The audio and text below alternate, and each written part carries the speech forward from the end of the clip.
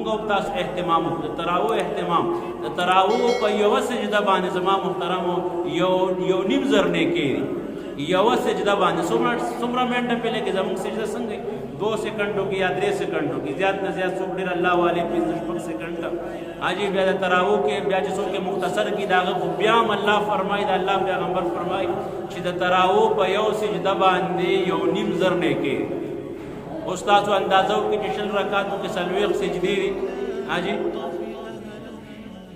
نو په دې باندې بیا سوچ ورته کوئ او بیا دام دی چې نفل الله پاک په فرض باندې بدلوي فرض الله پاک په 9 درجې ته رسوي نو بیا الله پاک په روژه کې د اعمالو طاقت هم زیاتوي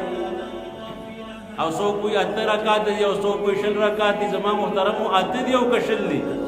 8 دي او که 20 دي اجر زیات دی پیغمبر علیه السلام په خپل زمانه کې 20 رکعات تراویح کړي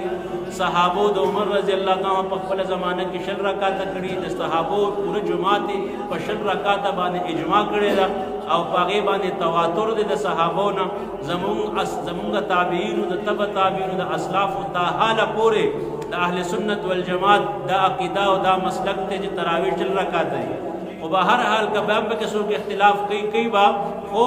اجر زیات دی اجر نو په ټوله میاشت کې تراویح کول دا ځان له سنت دي